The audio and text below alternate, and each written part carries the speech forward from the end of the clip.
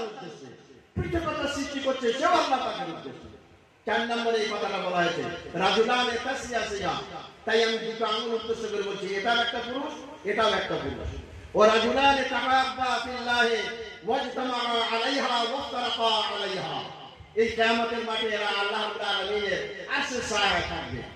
5 নম্বরে বলা হয়েছে ওয়া রাজুলুন দাআতুহু ইমরাআতুন যাতু মানসাবিন ওয়া জামালিন ফাকালা ইন্নী আখাফুল্লাহ। 5 নম্বরে বলা হয়েছে ওই পুরুষ, যে পুরুষকে একটা বংশীয় আভিজাত্য বংশের মেয়ে এবং অত্যন্ত সুন্দর সুন্দরী জামানে ভরপুর এমন ধরনের বংশের একটা নারী কোন একটা পুরুষকে কুকর্মের মতলবে হাত ছাড়ি দিয়ে নিজের দিকে আকর্ষণ করার জন্য চেষ্টা করছেন, ওই সময় যদি ওই পুরুষ বলে ওয়াকালা ইন্নী আখাফুল্লাহ, হে আল্লাহর বেটি আমি আল্লাহকে ভয় করি, তাই ওই লোকটা কিয়ামতের মাঠে আরশের ছায়ায় ঠাঁই পাবে। ওর অপোজিট যদি কোন পুরুষ কোন নারীকে আহ্বান করে আর নারী যদি বলে ওয়াকালা ইন্নী আখাফুল্লাহ, আমি আল্লাহ রাব্বুল আলামিনকে ভয় করি, তো পাশাপাশি ওই নারীও ওই পুরুষের মতো আল্লাহ পাকের আরশের ছায়ায় ঠাঁই পায়। নাম্বার 6 নম্বরে হলো ওয়া রাজুলুন তাসাদদাকা বিসাদাকাতিন ফাআখফাহা হাত্তা লা তা'লামা ইয়ামিনুহু মা তুনফিকু শিমালুহু। 6 নম্বরে ওই ব্যক্তি তার ডান হাত কি খরচ করলো, বাম হাত কি খরচ করলো, ডান হাতটা জানে না।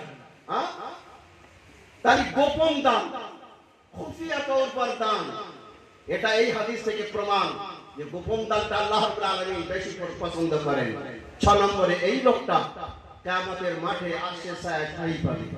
ওয়া রাজুলুন তাসাদদাকা বিসাদাকাতিন ফাআখফাহা হাত্তা লা তা'লামা ইয়ামিনুহু মা তুনফিকু শিমালুহু, তার ডান হাত জানে না যে বাম হাত কি খরচ করবে।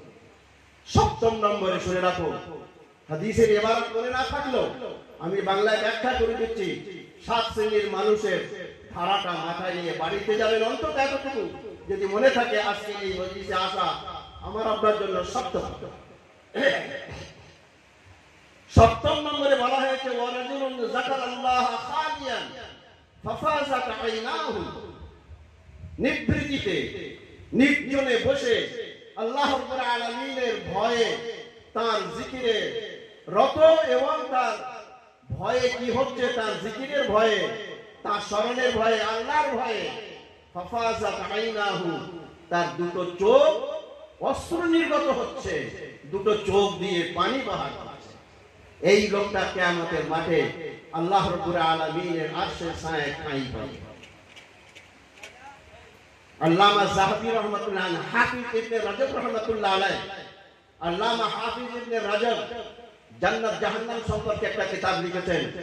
এই কিতাবের মধ্যে তিনি মুসলিম শরীফের একটি হাদিসের হাওয়ালা দিয়ে উল্লেখ করেছেন যে কিয়ামতে জাহান্নামের আগুন 4টে চোখে স্পর্শ হবে না, 4টে চোখ মাহফুজ থাকবে জাহান্নামের আগুন থেকে।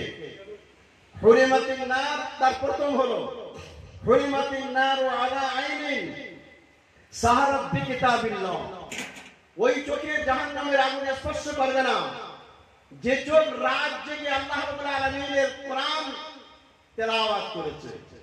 রাত জেগে এই মাদ্রাসার উস্তাদরা বাচ্চাদেরকে ডেকে দিচ্ছে কোরআনের তেলাওয়াতের জন্য, তারা উঠে উযু করে কোরআন নিয়ে বসছে, উস্তাদ নিজেও পড়ছেন, বাচ্চারাও নিজেও পড়ছেন। তাই এই হাদিসের অনুকূলে এই মাদ্রাসার বাচ্চা এবং মুদাররিস যারা মুদাররিসি করছেন, ওয়াহুরিমাতিন নারু আলা আইনিন সাহারাত বিকিতাবিল্লাহ, রাত জাগরণ করেছে আল্লাহ পাকের কিতাব পড়ে পড়ে, সেই চোখে জাহান্নামের আগুন স্পর্শ করবে না।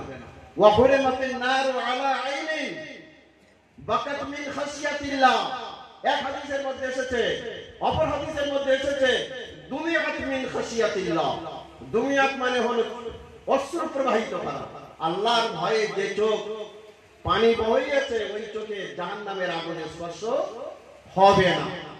নাম্বার 3, ওয়াহুরিমাতিন নারু আলা আইনিন দাক্কাত আন মাহারিমিল্লাহ, ওই চোখে জাহান্নামের আগুন স্পর্শ করবে না যে চোখ আল্লাহ পাকের বর্ণিত হারাম বিষয় থেকে যে চোখকে মাহফুজ রেখেছে, সে চোখকে ঢেকে রেখেছে, হারামের কাছে যাওয়া তো দূরের কথা, দূরের থেকেও হারামকে দেখতে চায় না। গত্তাত আন মাহারিমিল্লাহ। নাম্বার 3, ওয়া হুরিমাতিন নারু আলা আইনিন কুতিলাত ফি সাবিলিল্লাহ।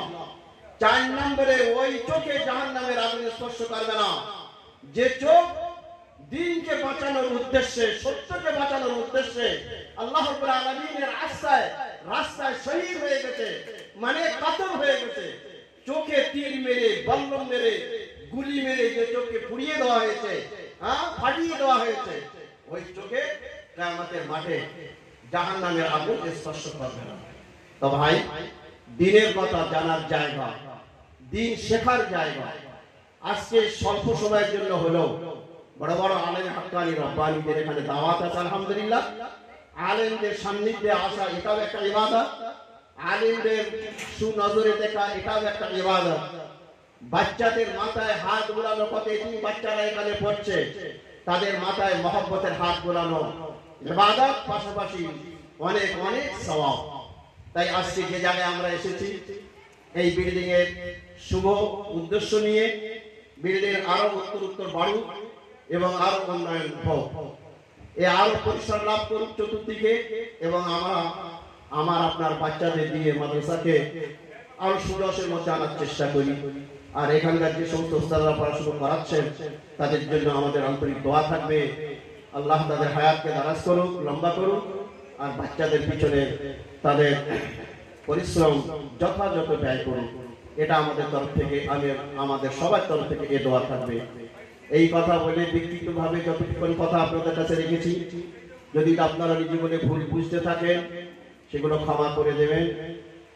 এই কথা বলে আমি আমার বক্তব্য এখানে ইতি করছি। ওয়া মা আলাইনা ইল্লাল বালাগ। দরুদ শরীফ। আল্লাহুম্মা সাল্লি আলা